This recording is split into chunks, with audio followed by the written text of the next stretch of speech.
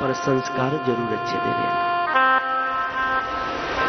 कन्या को अच्छे अगर संस्कार दिए जाएंगे तो ससुराल में भी आपकी तारीफ होगी, और अगर बुरे संस्कार होंगे आपकी बेटी को तो गालियां मिलेंगी मिलेंगी, सास में मां को भी गालियां और बाप को भी गालियां मिलेंगी। मां भी ऐसी नहीं होगी, मां ऐसी नहीं होगी, इसलिए बेटी ऐसी है। इसलिए कोशिश यही करो कि हम कन्या को संस्कार अच्छे दे पाए। आज हम लोग कन्या जब घर से विदा करना चाहते हैं तो आज के लोगों की क्या भावना हो गई, ऐसा लड़का ढूंढते कि अकेला हो। बहुत लोग क्या करते, आज परिवार में हम लोग कन्या नहीं देना चाहते। आज लोगों का भाव बदल गया, परिवार में नहीं देना चाहते। जहां परिवार नहीं है वहां कन्या का विवाह करना चाहते हैं, अकेला हो। और क्या करे, मेरी बेटी राज्य करे, मेरी बेटी घर की रानी हो। लड़का हो और वो भी सास हो, और सास कैसी हो, 2-4 साल में जाने वाली हो। ससुर कैसा हो, 1-आध साल में निपटने वाला हो। ऐसी जगह हम लोग कन्या देना चाहते हैं, फिर मेरी बेटी का स्वतंत्र राज्य हो जाए। और आज तो महाराज नियम चल गया, हम दो हमारे दो। अब हम दो हमारे दो हो जाएंगे तो ये माँ बाप कहां चले जाएंगे? माँ बाप कहां गए भाई? बोले डाल दो उनको वृद्धाश्रम में। मेरी बात गौर करके सुनना मेरे भाई बहनों, आज अगर बहू सास ससुर के साथ ऐसा करेगी तो याद रखना एक दिन तू भी सास बनेगी, तेरे साथ भी ऐसा व्यवहार किया जाएगा। लड़का कभी क्या शादी से पहले माँ बाप को डालता है? क्या शादी से पहले माँ बाप को घर से बाहर निकालता लड़का? नहीं निकालता। कब निकालता? जब घर में महाराज वो काली खोपड़ी वाली आ जाती है ना तो घर से बाहर कर देता। जब घर में काली खोपड़ी आती बार, तभी बच्चा माँ बाप को अपने से अलग कर देता, माँ बाप को बाहर कर देता है। जिस माँ बाप ने जन्म दिया, जिस माँ बाप ने पाला, जिस माँ बाप ने तेरे को अपना हिस्से का भी भोजन कराया, अपना निवाला तेरे मुख में डाला, क्या तेरा फर्ज ही कहता है कि तू उन माँ बाप को बाहर निकाल दे? जो माँ रातों रात जगी पर तुझे कभी दुख नहीं होने दिया, जो माँ स्वयं गीले में सोई पर तुझे सूखे में सुलाया, क्या तेरा धर्म ये कहता कि उस माँ बाप को तू दुख दे? क्या उस माँ को दुख देना? याद रखना मेरे भाई बहनों, आपने जीवन में खूब तीर्थ किए, खूब भगवान की सेवा कर लेना। अगर माँ बाप की सेवा आपने सच्चे मन से नहीं की, माँ बाप की सेवा नहीं की, तो जीवन में आपको कभी परमात्मा की प्राप्ति नहीं हो सकती, जीवन में आपकी कभी सुख नहीं मिल सकता। माँ बाप की सेवा जरूर करना। कि माता से जो प्यार करे वो लोग निराले होते हैं, जिन्हें माँ का आशीर्वाद मिले वो किस्मत वाले होते हैं। लाख करो तुम पूजा और तीर्थ करो हजार, अगर माँ बाप को ठुकराया तो सब कुछ है बेकार। जो माँ बाप को ठुकराएगा वो दर दर ठोकर खाएगा। अरे तूने माँ बाप की नहीं सुनी, तेरी कौन सुनेगा? घर की मां नग्न बैठी है और वैष्णो माता को जाकर के चोली चढ़ा रहा है, क्या मां प्रसन्न होगी? घर का पिता भूखा बैठा हुआ है, भोजन की तलाश में बैठा हुआ है, गिरिराज जी को 56 भोग लगा रहा है, क्या वो गिरिराज जी प्रसन्न होंगे? पहले मां बाप की सेवा, बाद में भगवान की सेवा। कि मां तूने जन्नतों को जना है, तेरे दम से संसार बना है, तू मेरी पूजा है, मन्नत है मेरी, तेरे ही चरणों में जन्नत है मेरी। मां के चरणों में जन्नत का वास होता, मां के चरणों में तीर्थों का वास है। इसलिए मेरे भाई बहनों याद रखना, मां बाप को जीवन में कभी मत ठुकराना, मां बाप को कभी मत सताना, मां बाप को कभी सताने की कोशिश भी मत करना। अगर तू अपने शरीर की बोटी बोटी काट के भी माँ बाप का ऋण चुकाना चाहे तो भी चुका नहीं सकता, तो भी उनके ऋण से ऋण नहीं हो सकता। इसलिए बहुओं से निवेदन है, कभी बच्चों को ये ना कहे कि अपने माँ बाप को छोड़। कभी ऐसे संस्कार दो कि वो आपकी कन्या ये कह ही ना सके। ये हमारे ऊपर डिपेंड करता है, ये हमारे ऊपर निर्भर करता है। कोशिश, एक बात सोचो, जब आपको अपने ऊपर वो व्यवहार गलत लग रहा है, आपकी बेटी जब दूसरे के ऊपर वो व्यवहार करती होगी तो कितना गलत लगता होगा। हर बात को अपने जीवन से घटाने की कोशिश करो, प्रयास करो, प्रयत्न करो। एक किसान था, एक बड़ा सुंदर दृष्टांत है। किसान था, एक किसान का एक ही बेटा, और महाराज बेटे का जन्म हुआ, पत्नी का निधन हो गया, पत्नी मर गई, मां मर गई। किसान ने किसानी भी करता था और बच्चे का परवरिश भी करता था, पालन पोषण भी करता था। धीरे धीरे बच्चा बड़ा हुआ, उसने अपना स्वयं भोजन नहीं पाया लेकिन बच्चे को भोजन कराया और उसको महाराज अमेरिका तक पढ़ाने के लिए भेजा। अब जरा सोचो, किसान ने कितनी मेहनत की होगी। कोई बिजनेसमैन रहा हो, अमेरिका भेजे, कोई आश्चर्य की बात नहीं, लेकिन एक किसान व्यक्ति अपने बेटे को पढ़ने के लिए अमेरिका भेज रहा है। बच्चे को अच्छा, मेरा बच्चा अच्छी पोस्ट में जाए, बच्चा पढ़ करके देश में आया है। अंततः गत्वा विवाह कर दिया गया। विवाह हुआ तो बच्चे का नजरिया ही बदला। महाराज धीरे धीरे किसान के शरीर की, पिता के शरीर की सामर्थ्य जाती रही। पिता जर्जर होता गया, दिन प्रतिदिन पिता बूढ़ा होता चला गया। पिता बूढ़ा हो गया, अंततः गत्वा बहू के कहने के कारण, पत्नी के कहने के कारण बेटे ने घर में एक ऐसा स्थान, जिस स्थान का उपयोग नहीं था, वहां टूटी खाट डाल दी और उसमें पिता को लिटा दिया। और पिता को लिटाने के बाद पिता महाराज पानी मांगे, कोई देने वाला नहीं। पिता भोजन मांगे, कोई देने वाला। पत्नी ने कहा, सुनो जी, ये बुढ़ा दिन भर खांसता रहता है, इसको अगर अपने थाली में भोजन देंगे तो हमारे घर में रोग फैल जाएंगे। एक काम करो, मिट्टी के शकोरे बाजार से खरीद करके ले आओ। और मिट्टी के पात्रों में पिता को भोजन देने लगा। समय बीतता गया, पिता बड़ा दुखित हुआ महाराज, बड़ा दुख हुआ पापा। लेकिन जो पोता था उनका, किसान का, वो दादाजी से बड़ा प्रेम करता था। स्कूल से आता और आकर के दादाजी के पास बैठ करके अपने स्कूल का वर्क, अपने स्कूल का काम करता। समय बीता और महाराज पोता बहुत सेवा करता। समय बीतता गया, अंततः गत्वा उसका निधन हो गया।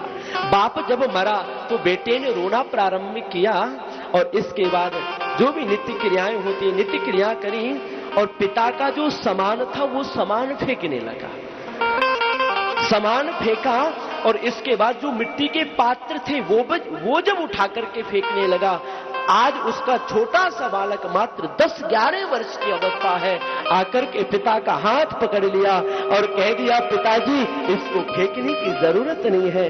बाप ने कहा, बेटा दादाजी नहीं रहे तो क्या करेंगे इसका? बोले, पिताजी समय आने पर आप भी बूढ़े होंगे और मुझे ये खरीदने के लिए बाजार में जाने की जरूरत है,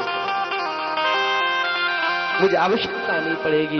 महाराज जैसे ये बात सुनिए, पिता के नेत्रों से अश्रु बिंदु प्रवाहित हो, झरझर अश्रु बिंदु बहने लगे। छोटे से बच्चे ने वाणी का ऐसा कस के तमाचा मारा, ऐसा तमाचा मारा, वो तमाचा सीधा हृदय में लग गया, सीधा हृदय में जाकर। कहने का भाव है सज्जनों, मेरी माताओं, मेरी बहनों, याद रखो, सास अगर आज बहू है तो कल वो सास भी बनेगी। आज तू जैसा सास बहू की, सास ससुर के साथ व्यवहार करेगी, एक दिन वैसा तेरे साथ भी व्यवहार किया। कांटे मार्ग में लगाओगे तो कांटों में एक दिन तुम्हें चलना भी पड़ेगा। गड्ढा दूसरे के लिए खुदोगे तो एक न एक दिन उसमें तुम्हें भी गिरना पड़ेगा। ये भी निश्चित है, अकाट्य है, इसको कोई काट नहीं। ये बात बिल्कुल पक्की है। इसलिए अच्छे संस्कार देने की कोशिश करो। ये मत अपने अंदर धारणा बना करके रखो कि मेरी बेटी जहां जाएगी वहां राज्य करेगी। ये भाव अपने अंदर से निकाल दो।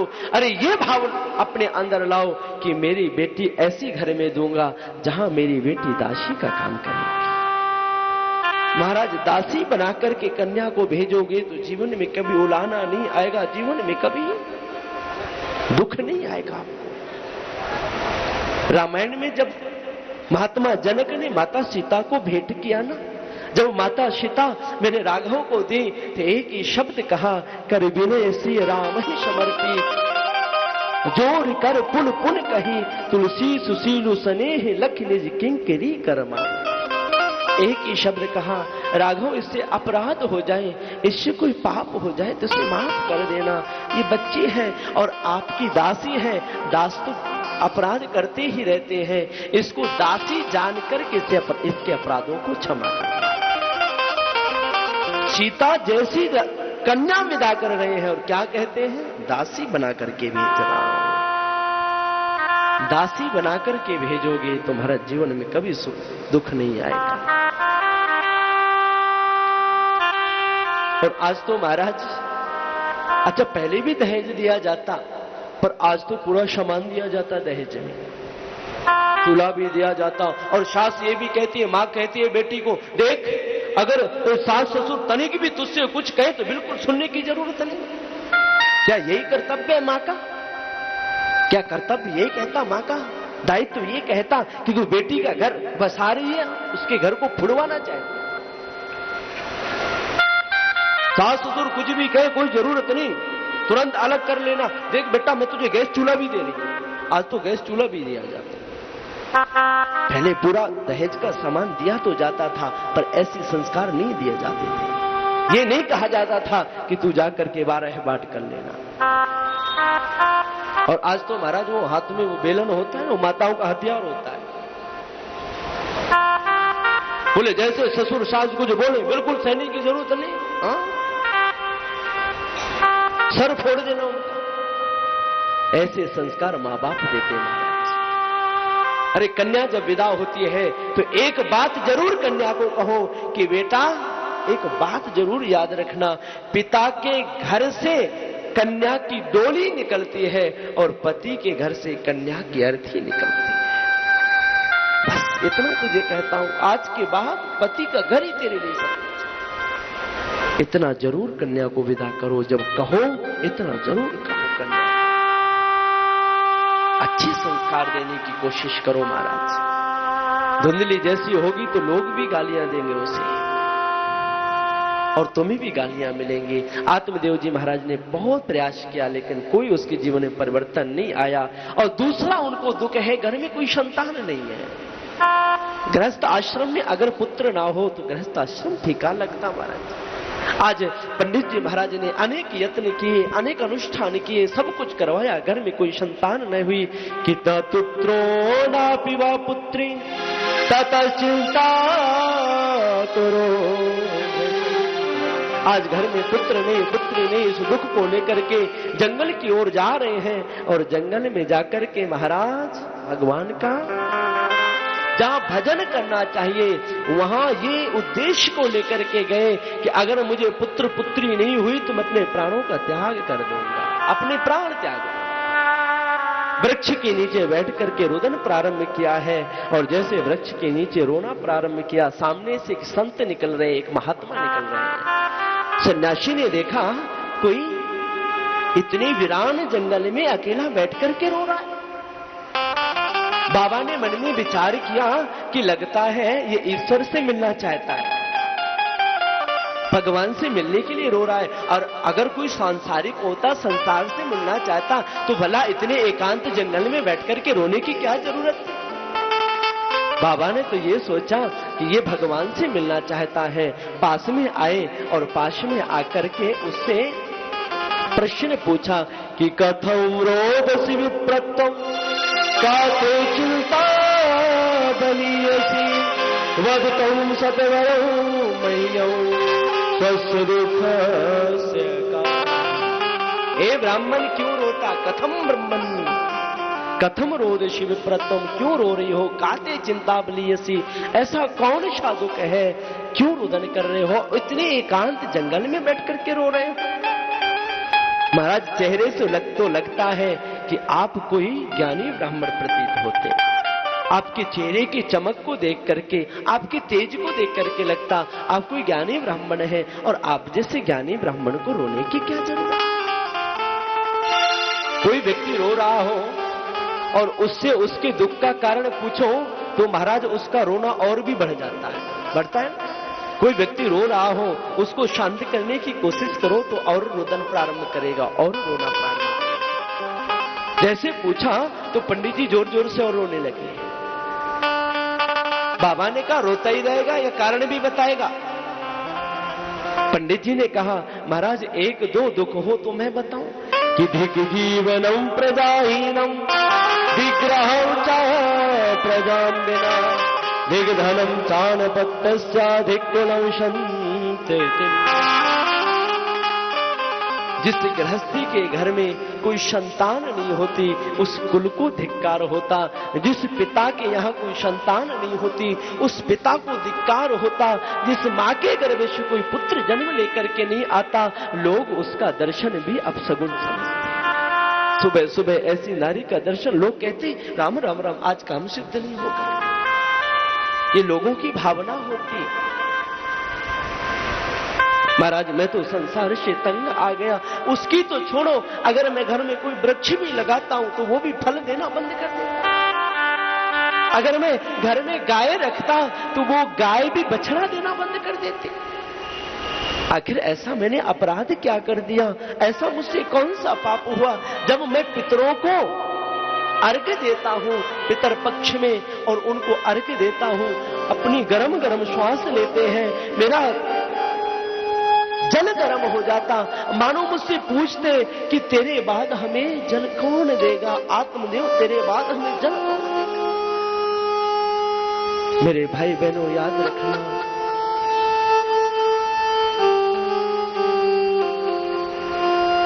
ब्राह्मण देवता रुदन कर रहे हैं और रोते रोते चरणों में गिर गए।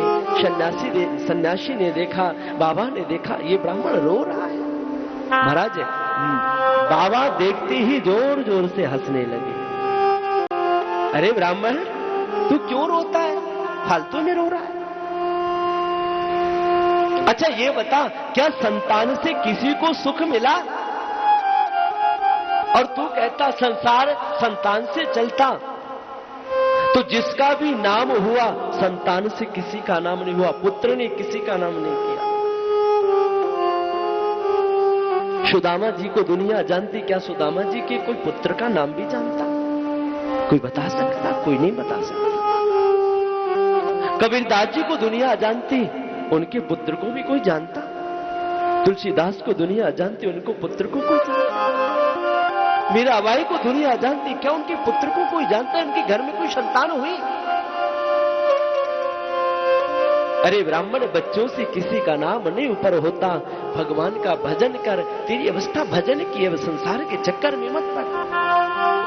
और ये बता संतान से सुख किसको मिला?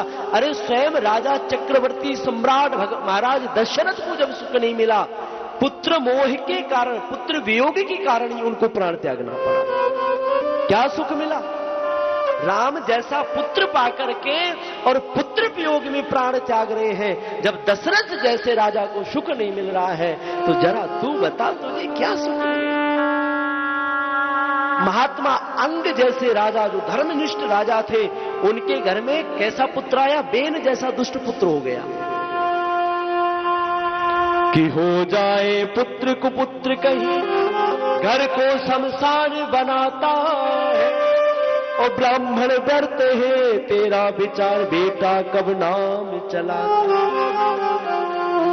अब तक जो महानुभाव हुए अपना यश आप कमाया है, वो आदि प्रहलाद का क्या पुत्रों ने नाम चला। अरे पुत्र अगर कुपुत्र हो जाए तो घर शमशान बना देता है। पुत्र अगर कुपुत्र बन जाए तो जीवन का सबसे बड़ा दुख बन जाता है। अरे इन पुत्रों को क्यों देखना चाहता है? देखना है तो मेरे बाकी बिहारी को देख, देखना है तो मेरे गोविंद को देख, ठाकुर से प्रेम कर। एक बार ऐसी कथा आती है, रामानुजाचार्य जी महाराज मंदिर में खड़े थे, सामने से एक रंगदास नाम के शेठ ने